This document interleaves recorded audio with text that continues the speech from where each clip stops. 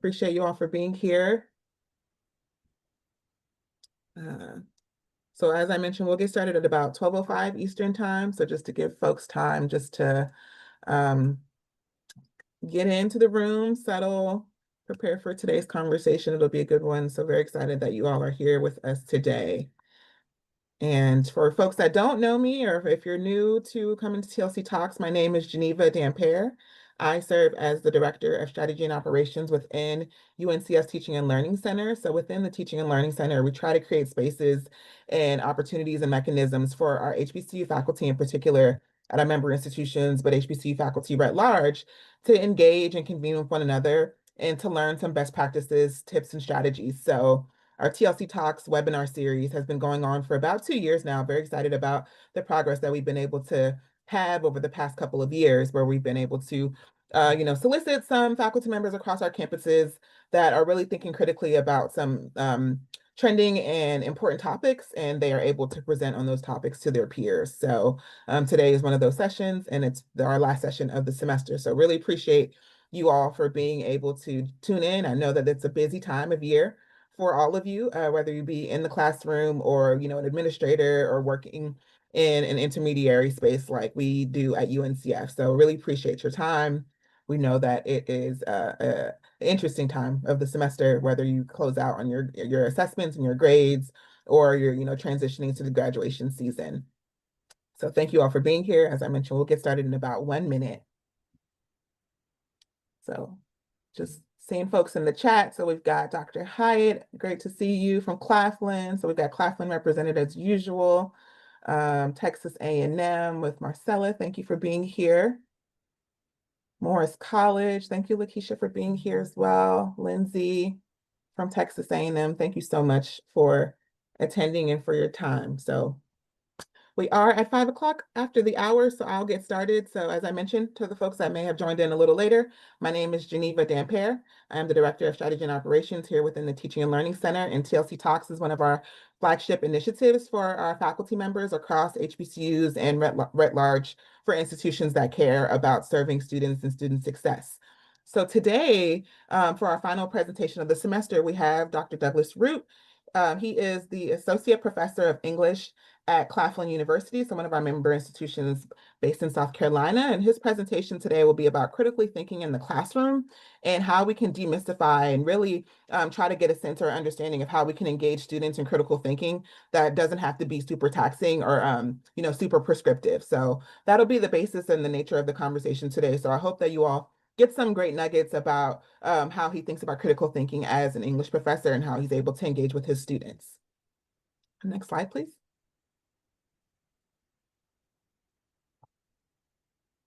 So just a couple of housekeeping rules, just so that we all are able to set the scene and we know why we're here and how to engage with one another. So if you do feel comfortable doing so, please feel free to turn on your cameras. We love to make sure that we are engaging in a community of individuals that have come together for, a unified topic. So if you feel comfortable doing so, please feel free to turn on your camera so we can see who's in the space with us today.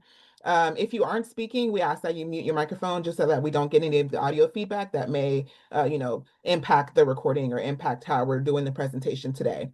If you do want to engage with the conversation, or if you have a question that you think is, relevant to the topic that we're speaking about, whether it be the slide in particular or the topic more generally speaking, please feel free to use the gestures on the bottom to raise your hand. Or if you're not able to raise your hand, you can use the chat feature to ask your question, and I'll make sure that we elevate that up to Dr. Root either throughout the presentation or at the end when we have more time for Q&A, because we will have an opportunity for a conversation and a dialogue. So questions and answers will be accepted at the end as well. Please be aware that we are recording this session, and we record all of our sessions, and we have a playlist on YouTube if you're interested in seeing any of the previous recordings, as well as sharing those recordings out with your peers. So we record them to make sure that not only do we have a history and a log of the wonderful presentations that we've had thus far, but it also gives folks a way that if you aren't able to attend today, you'll be able to see the recording of today's presentation. So if you aren't comfortable being recorded, please feel free to drop off, and then we'll send you the recording since you were registered for the session. And then obviously feedback is really important to us, and we want to make sure that we are taking in all of the rich information that you would want to glean out of our presentations and with future TLC talks. So please stick around so that you can complete our evaluation at the end so that you can share some of the knowledge and information as to what you would want to see going forward in terms of the presentations that we'll be having in the fall semester as well as spring 2026. And then obviously it's really important for us to, or for us to continue the conversation. So we want and we hope that you follow us on LinkedIn because we'll be posting the webinar there as well. So you'll be able to chat with a bigger audience of folks about today's topic and other topics as well. Next slide, please. And with that, I will be passing it over to Dr. Root for today's presentation. Okay, well, thank you, Geneva, for the introduction, and I apologize, I'm a little bit hoarse.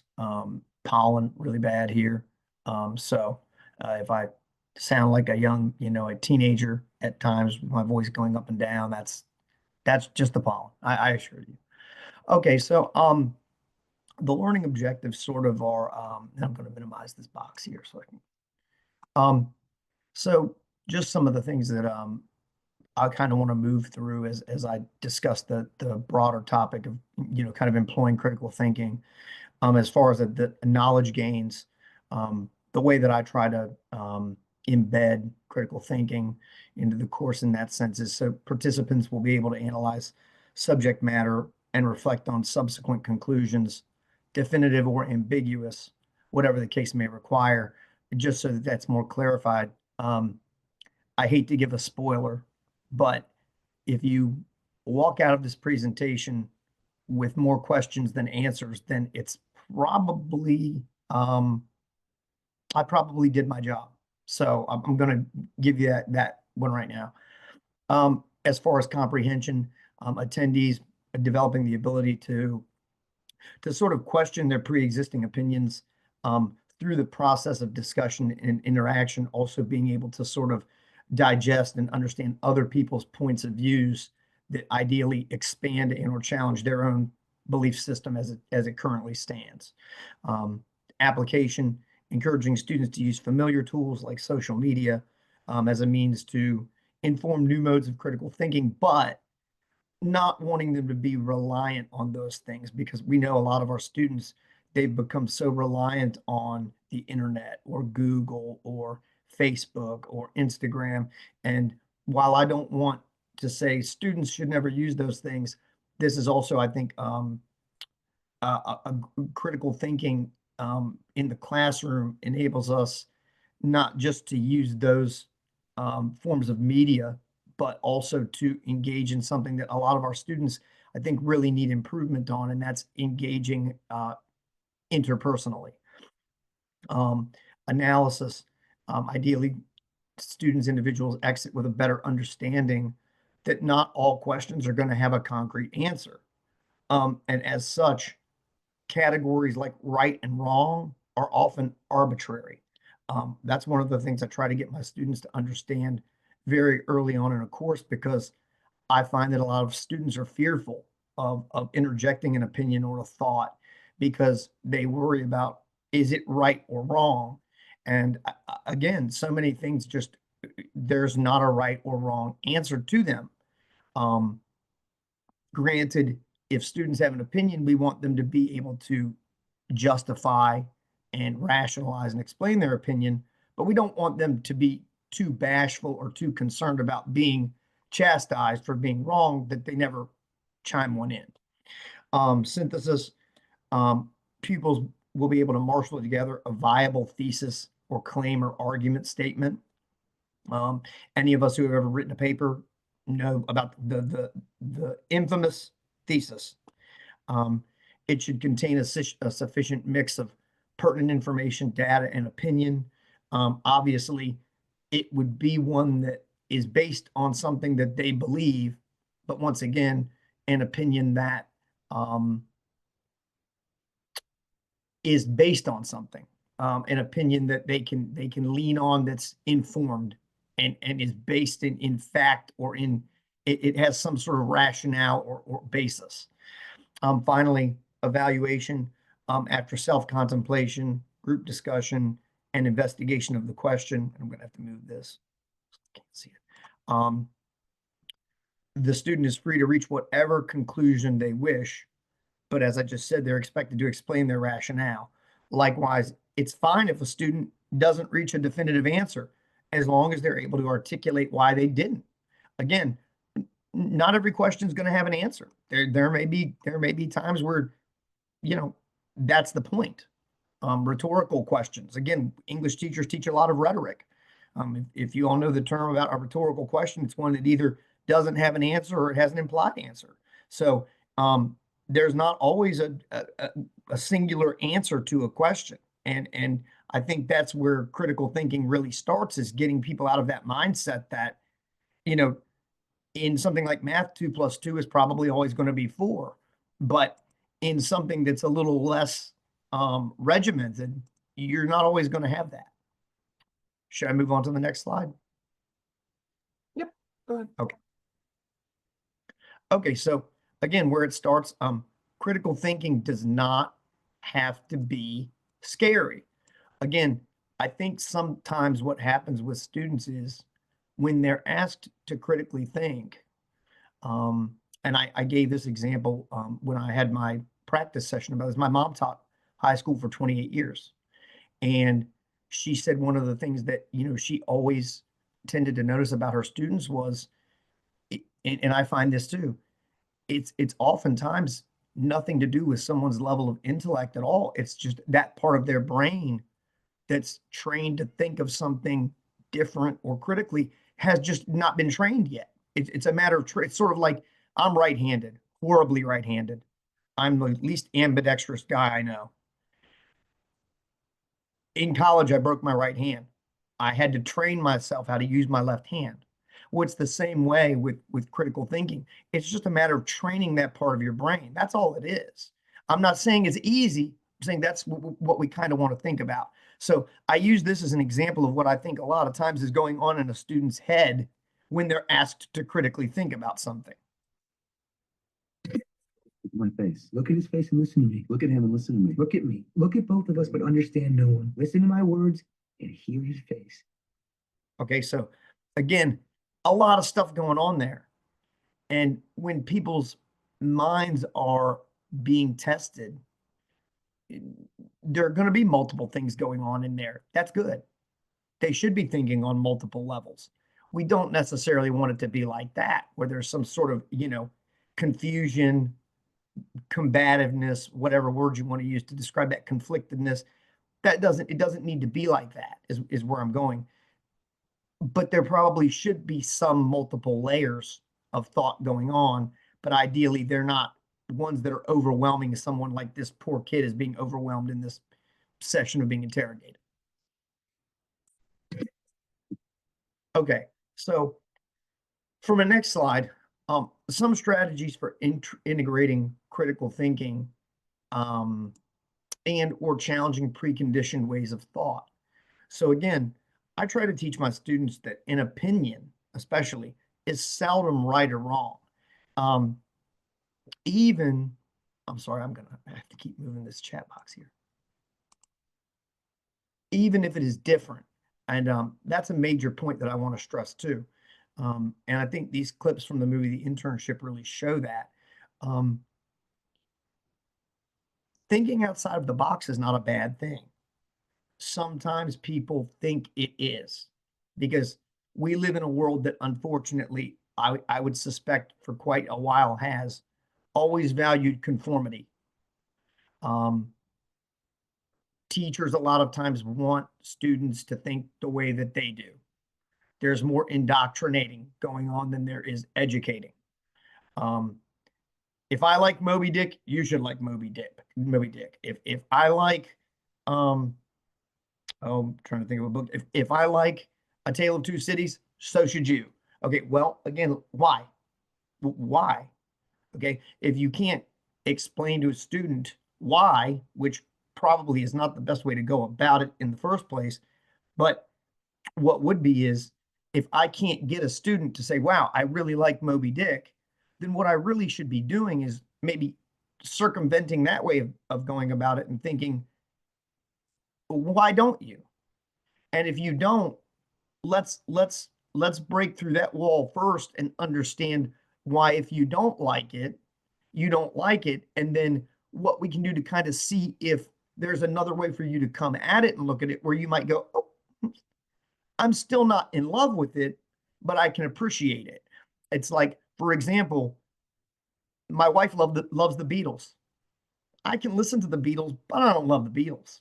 Nothing she's going to say to me is going to make me love the Beatles. I'm sorry for anybody in here who loves the Beatles. But what I'm getting at is I can listen to them and I can understand why people like them. They're just not my bag. That's all. That doesn't make me right. It doesn't make them wrong. It's different. It's a difference of opinion. And that's where I think that critical thinking starts with us acknowledging that we are all different and we bring different things to the table. And those are all things that we can use to ground our critical thinking in. Again, if you come from Detroit and I come from, we do anyway, the Northern Virginia, Maryland area, that doesn't mean because you say a certain word that describes something in Detroit and I say a certain word in Virginia that describes the same thing, that the words we're using are wrong. It just means geographically they mean different things. It's like pop and soda. When I lived in Cincinnati, I heard people calling things pop. I said, I don't know what pop is. So soda. Okay. Well, that doesn't make them wrong for calling it pop. It's different. And I was different for calling it soda. As long as at the end of the day, we understand what the other one's talking about, then there's no issue there. Okay. So what I wanted to do was show these clips from the internship, a really quick, Reader's Digest summary of what happens. These two guys are salesmen, career salesmen. They lose their jobs. They come up with an idea to apply for an internship at Google. They're woefully unqualified. They know nothing about computers. In fact, they have to lie about even being in college to qualify for the internship. They say that they go to the University of Phoenix because there's no way they can fake any other college other than one that doesn't really have a selection process. They just let you in. So they're having an interview with Google in this first clip. And this is an example, I think, that a lot of our students don't think of about like a job interview. A lot of times they're not just going to go over your resume and say, oh, well, tell me about this. Oh, wow, you did this. Tell me about that. They may come at you with a question about, for example, in our world today. So tell me what you think about DEI.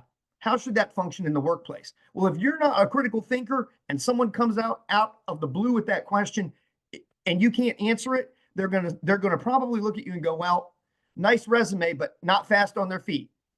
That could be the difference between getting a job and not. So without further ado, I will play my first clip here. This is how people do it now, Nikki. They have their interviews on the internet. I like it. I know. Okay, here they are. And when I hit this, they'll be able to see it. So come on and get in there close so we can be seen in the webcam. See how small the webcam is? No, get cheek to cheek. Nick, come here. But don't crowd me. We can see you guys. Okay, good. You got it? My name is Billy. We can hear you fine as well. Oh, great. Billy McMahon. Nick Campbell. I'm Benjamin. Allison, we're going to ask you a few questions that some of our candidates find a little bit odd. Let's go. No judgment. Shoot. You're shrunken down to the size of nickels and dropped to the bottom of a blender. What do? You take her flat on your back. Right. You just lay back and enjoy that breeze. Pretend it's a fan. Let the ball like this. So getting an MRI. Once this blender's on, it's on forever. It's on. Respectfully, I got to disagree. We sold blenders, and even the best model in the world is only going to run maybe 10 or 11 hours. So we're getting out, and when we do, we're better off for it because whatever doesn't kill you makes you stronger. It's not so much getting out of the blender, it's what happens next. That's the question. You've got two nickel-sized men free in the world. Think of the possibilities. I mean, on top of my head, and I'm just My spitballing head's here. swimming. Sunglass repair? We'd be hell on those little screws. Maybe stick us in those submarines that they put in people's bodies to fight diseases. Oh, that's not a real thing, the submarine. No. Wait a minute. I thought we were stuck in a blender. Now we're saving lives? What? What? What? What? Let me just recap this for you real quick. We started off in a blender. Yeah. Now we're saving lives. What? What? What? Wait a minute. We were stuck in a blender. What a And journey. now we're saving lives? What has led us to this? Thank you. Okay, so one of the things that you may have noticed in that clip was on the right, Owen Wilson, the blonde, he says the first thing he did was he fell back on what he knew. He said, with all due respect, even the best blenders that are made, the Braun ones, they're only going to run 9 or 10 hours. Again, we all bring our own, our own knowledge, our own, again, things that we have experienced with us to something. And even though at the end, admittedly, like they get a little ridiculous, that's part of the humor. Okay. It's obviously a comedy movie, but just that interview showed that, you're going to lean on what you already know or what you already think. In that case, really, was that a critical thinking answer? It kind of, because again, they're talking about a blender that's running forever, and he's basically kind of telling them, well, but that could never be. We know because we sold blenders, and the best ones don't run but for 9 or 10 hours. So again, at the very least, is it maybe the kind of critical thinking we would maybe say to our students, yes, keep pushing that further and further? Maybe not. But again, it was a way of kind of critically responding to a question that at least enabled an answer of some sort, even if maybe it wasn't, again, a completely, what's the word? A completely executed answer, because obviously in a job interview, you don't have the time to sit there and write a paper or write a dissertation about a question. So again, just something to think about our students are probably somewhere in that realm. They're not experts on things. So when you get them in your classroom and you ask them questions, sometimes I think it makes sense to start on a more fundamental level than it does overwhelming them. We don't need them to reinvent the wheel. We want them to just be thinking about things. Okay. So the second clip here is the one where they're making up their minds about whether or not they should hire Vince Vaughn and Owen Wilson. And I think here you see, again, another example of how critical thinking is very seldom wrong. It's just different. And sometimes people look at things that are different as being wrong without stopping to consider why we automatically think they're wrong. So who's our next applicant? Our two daiquiri men. So what do we think? Anna? You're kidding, right? No. Eleanor? They seem like really nice guys, but I don't think so. Okay, moving on. Can I say something? You can, you will. We will resent you for wasting our time, but please don't let that stop you. It's just diversity is in our DNA, right? I thought the goal here was to find people with a different way of thinking. There's plenty of people with a different way of thinking. It doesn't mean that we have to hire. Very good point, Dana. Moving on. I'm sorry, but you read their resumes, right? They have more years of sales and life experience than the age of most of our interns. Not to mention, our final judgment is always based on the layover test, right? Who would you rather be stuck next to at an airport bar for a 6-hour delay? The 10 millionth kid who knows that if you shrink, your strength to weight ratio allows you to jump way higher? Duh. Or the out-of-the-box thinkers who turn being stuck in a blender into an advantage? Okay, so again, someone probably looking at something more critically than someone else initially was by asking a question of, what would you basically rather have? I guess the kind of parallel to make would be, would you rather have a lazy genius or an average intelligence person who works really hard? Well, here what he's saying is, would you rather be working with, the 10 millionth kid that understands an equation, or these two guys that took this oddball question and actually made it into something different? Like, isn't that sort of like what we would want? Or do we just want cookie cutters? Because again, when you teach English, I can't tell you how many papers I have read over 21 years that begin with, in today's society. Okay, I've had enough of in today's society. Hundreds, probably thousands of papers. I don't want a cookie cutter paper. That's what I try to get my students to understand. I don't want that. It doesn't help them any either. To just do those old predictable things that they're already proficient at or already think work, then why are they in my class if I'm just going to edify them for that? They need to be challenged. They need to be pushed further. That's what, to me, that's what college is about. I always tell them the bar is here now. It's not here anymore. And again, for me to just pat you on the back and go, oh, you're good at doing this that you've already been doing for 10 years doesn't help them. It doesn't make them better. So a good example of this is sort of the idea of perception is reality. So George Berkeley, he was an 18th century philosopher. And he was the one who was notorious for asking the question, if a tree falls in the woods and no one's there to hear it, does it make a sound? Okay, most of us have probably heard that question. And here's the deal about that question. If you don't already know it or you've never heard it, it doesn't have an answer. You can't answer that question. Okay. So one of the ways that I thought is also kind of a way that you could go about teaching that concept is tying it into the kind of technology our students are familiar with in a way that kind of pokes fun at it, but at the same time allows them to still understand, okay, at least, it's being acknowledged. It's being acknowledged that we use social media and that we use these things, but at the same time, let's also not become the tools of our tools. That's a big Thoreau quote. This middle picture here, for those of you, if you can't see it well enough, if a tree falls in the woods and no one is there to Twitter about it, does it make a sound?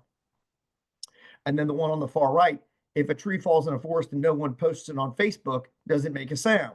Well, again, the point that I think a lot of this presentation is also based around is getting students to participate in face-to-face discussion so that there's actually a dialectic going on. There's something going on there where it's not just them functioning on their own, punching on a phone, looking something up. It's not just them on the internet typing in, looking something up. Right now, I'm in the process of writing a book on professional wrestling and how literature ties into professional wrestling. So I have to kind of keep up with it. I was listening to a podcast this morning and I heard something really interesting on there that I thought it was a really great quote. One of the hosts on the show said, it's not that the younger generation of people are stupid, far from it. He said, the problem is they don't, because of all the technology, they don't get emotionally invested in things. And the main thing they get emotionally invested in is themselves. And I thought, wow, for a wrestler, like this big burly guy, you would just look at and think, oh my gosh, like terrifying guy. I thought that's really profound because it's very easy to fall into that echo chamber of you type in an opinion on Instagram and it's out there for the world to see. And typically most people aren't going to be following things on Instagram that don't already somehow intermingle with their own beliefs. So you're putting out a post there so that you get likes or that you get positive responses. Most of the time, some people are trollers, obviously, but what I mean is you're more doing it for your own gratification than you are putting a post out there hoping that you get a discussion thread from it. And I think that's true. I think that's a lot of the reason why people really like social media. They can put their 2 cents in and it's done with. And if they want to return to it, they can. If they don't, they don't. But it's out there. So again, it's not so much that we don't want to acknowledge that they're using these things. It's just that I think letting them know also, guys, these are very limited. Every medium is limited in its own way, no matter what it is, whether it's TV, newspapers, magazines, books, Facebook, Twitter, Instagram, Google, they're all limited in their own ways. And too many people become reliant on one thing to get all of their information. And that's, again, where I think critical thinking starts to kind of fall apart. Because if all you ever get is, it's sort of like if all you ever eat is steak, believe it or not, sooner or later, you'd get tired of steak. I know that's hard to believe. I love steak, but you would. Okay. And another famous quote, man can't live on bread alone. Well, I love bread, but I can't, you got to have something else or else you're going to die. Bread doesn't have enough stuff in it for you to live on. Okay. Well, same thing. Facebook doesn't offer you enough critical thought for you to feast on. It might give you a little snack, but it's not going to give you a meal. Again, this is basically what I've already said. whether they realize it or not, there's a world that exists beyond AI. My students writing their papers in AI seem to think that I'm not going to know they wrote that in AI. Wrong. I can usually figure that out within about 90 seconds of reading. Again, that's why I think it's important. Shift the paradigm. It allows for open-ended in-class discussions. It's a perfect opportunity for them to engage one another in meaningful conversations face to face, because so many of our students, they're not good at that because of social media. So again, I'm not saying to restrict it or eliminate it, but let them understand, like, there are other ways for us to exchange ideas than doing it in Snapchat or, you know, again, I'll name one out, Twitter. In the process, they're given the opportunity to hear other opinions. Again, most people who are using social media, they're delving into what they're already interested in, and therefore what they're interested in, they get back their own opinions. Basically, they're not exposed to a lot of different opinions. So when they're given a chance to hear other people's perspectives, I think it makes them even question their own. And then hopefully it begins to dawn on them that a question like this one about the tree, it doesn't have an answer. It doesn't, it's not a matter of a right or a wrong. It does not have an answer. So here's a clip from one of my favorite shows ever. It shows my age, The Simpsons, but I think it works. I want you to shut off the logical part of your mind. Okay. Embrace nothingness. You got it. Become like an uncarved stone. Done. But you're just pretending to know what I'm talking about. True. Well, it's very frustrating. I'll bet. Bart, I have a riddle for you. What's the sound of one hand clapping? Piece of cake. No, Bart, it's a 3,000-year-old riddle with no answer. It's supposed to clear your mind of conscious thought. No answer? Lisa, listen up. Let's try another one. If a tree falls in the woods and no one's around, does it make a sound? Absolutely. With Bart, can sound exist if there's no one there to hear it? It is time. Okay, so that's basically more what, like, the philosopher George Berkeley was getting at, with the whole idea about perception being reality. Most people are probably going to automatically say, yes, a tree is going to make a noise if it falls in the woods. But what Berkeley was saying was,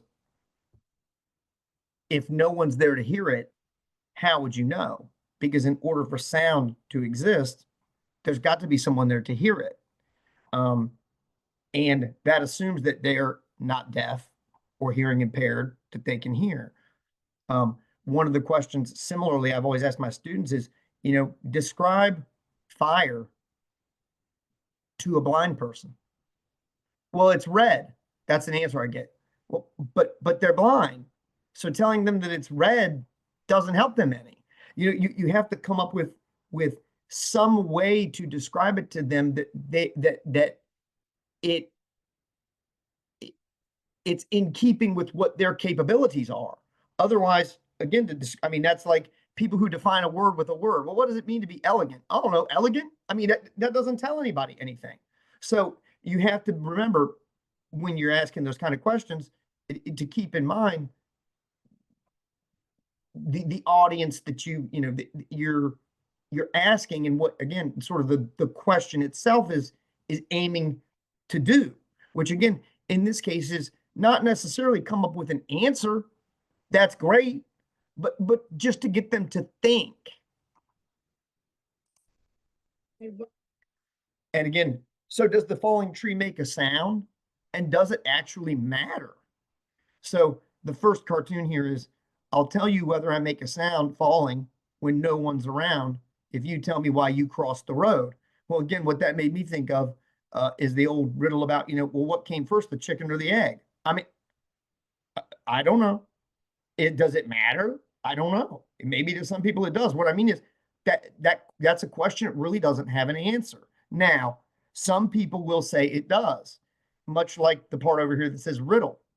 To a scientist, a falling tree makes a sound whether someone hears it or not. When a tree crashes down, the energy with which it strikes the ground causes a disturbance. Particles in the ground and the air begin to vibrate or move back and forth. The vibrations create a sound wave as the energy travels through the two mediums. Ooh, okay. Well, my students would be like, what on earth does that mean?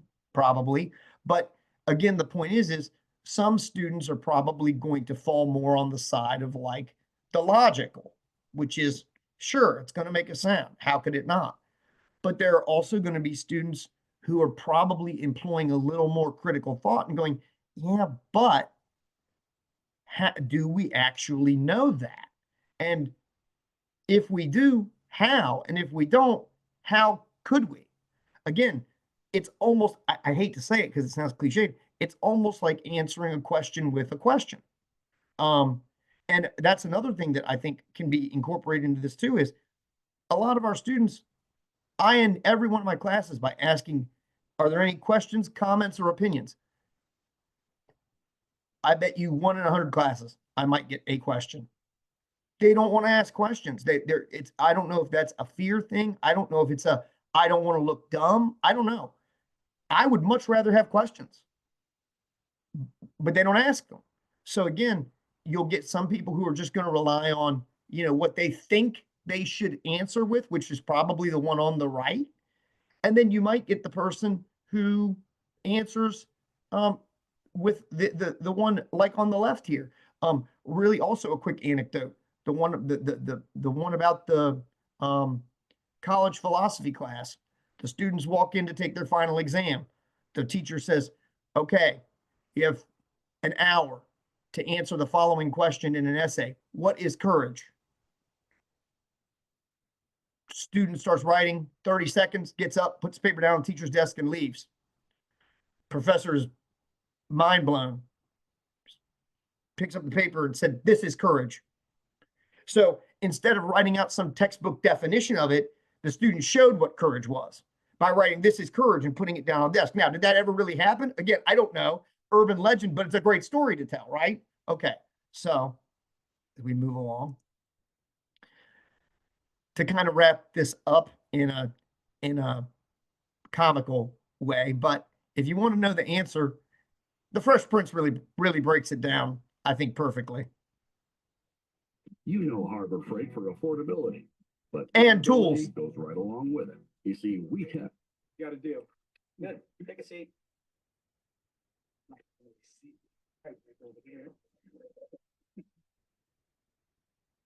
Okay, here's another oldie but a goodie. If a tree falls in the forest and nobody's around to hear it, does it make a sound? Yes, yes, it does. No, you don't. Well, no, yeah, it's a tree. It has to, yeah. Well, how big is the tree? Is it anywhere near a subway or anything like that? Okay, and how close is this forest to the ghetto? Okay, all right. Thought if they landed on like a gopher or something like that. Hey, does the noise that the gopher makes count? He hurt the tree.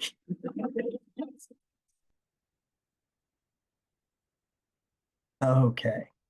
So, any additional thoughts or takeaways I would love to hear, as I've had to minimize the screen here, so I can't really see it, any questions or things that popped up. I also think that critical thinking is a really good reality check for us as professors. I think students have an idea that teachers are omnipotent. It's like we know everything. I have students come to me asking me to fix their computer problems. I don't teach IT. I don't know how to do that stuff.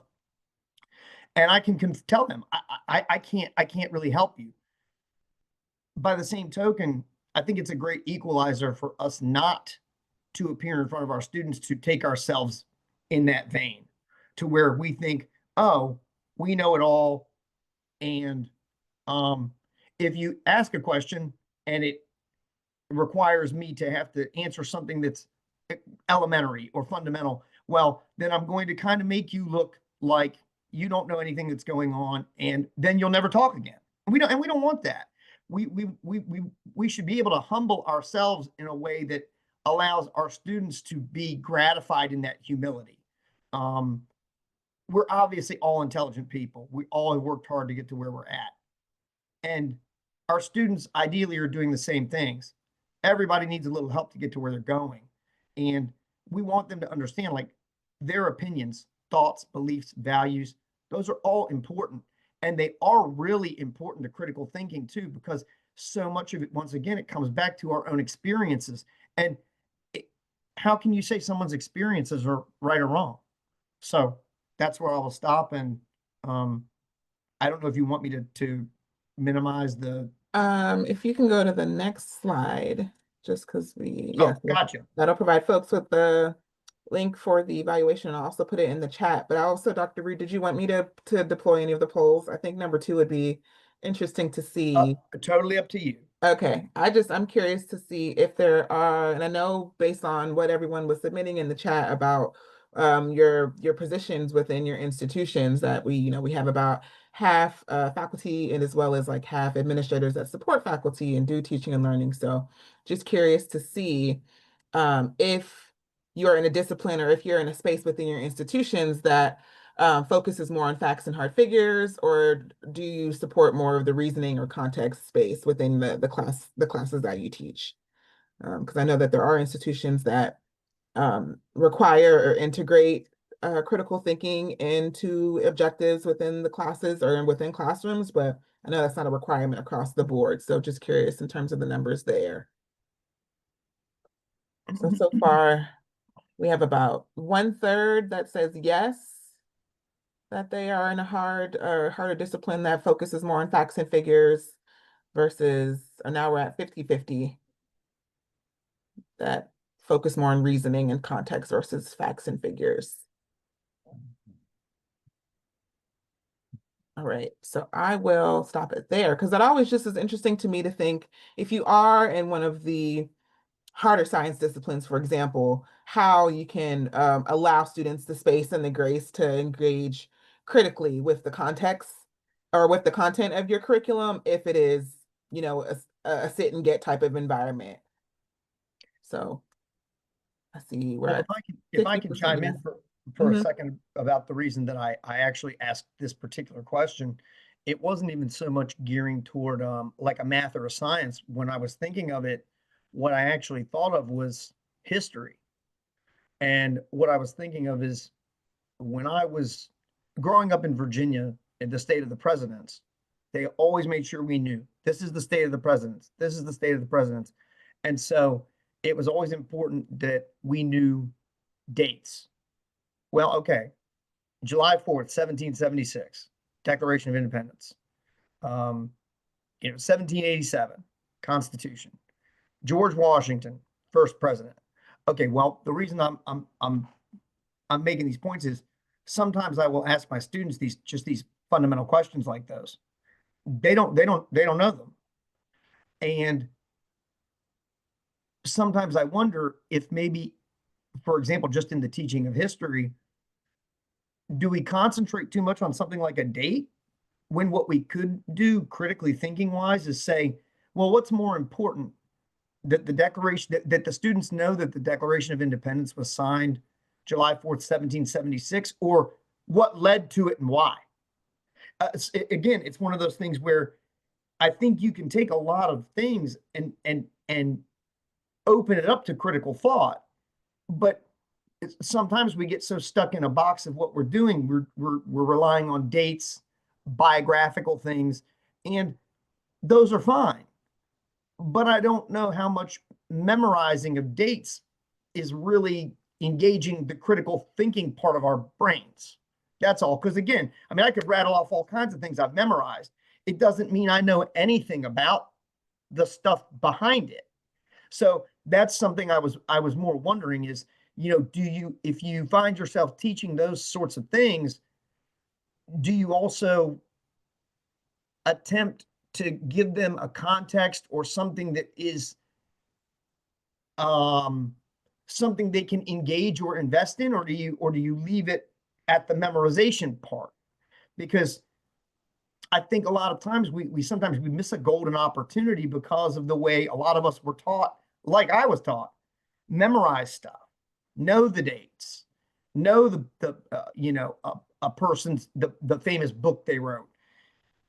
But a lot of times there was no critical thought at all. It was just, again, knowing figures or dates or names. Mm-hmm. There's more to critical thinking than that. I agree. And please feel free to jump off mute if you have reactions, or if you were one of the faculty members that said yes to the poll. We'd love to hear your perspective. And I also see that there's a typo in our evaluation link, so I'll be putting in the correct link in the chat. Apologies for that.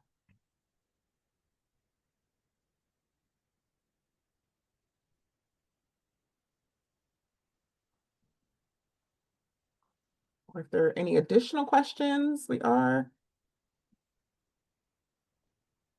reactions.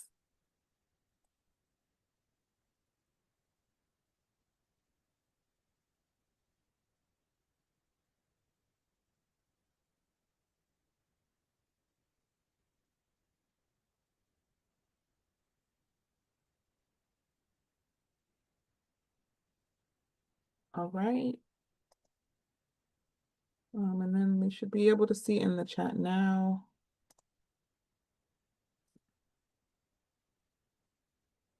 Let me make this a little shorter, apologies.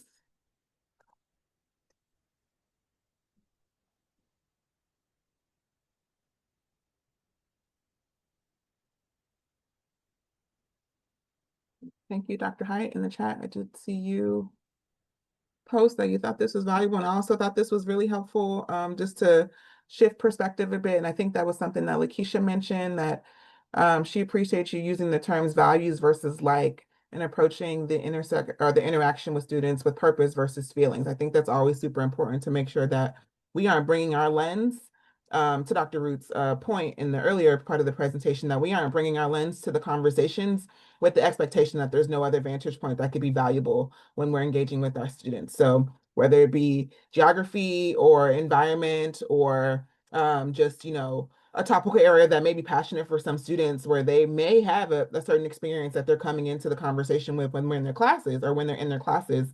And that lens, or that locus of focus, really allows them to bring a rich, or a more richer vantage point than we probably would have considered. So we never want to stifle the perspectives of our students, or where they could be drawing some of their experience from, and how that informs how they approach either a problem or getting to a solution. And really quickly, it's funny. Of all the words I did not use in this presentation, I probably used the word lens in class multiple times a day. And for some reason, that did not end up in, so that is a word I use on a daily basis. I believe you. All right. So we have a couple more minutes, but we don't want to hold you if there's nothing else. So I'm going to actually just stop the recording so we can have free conversation if folks feel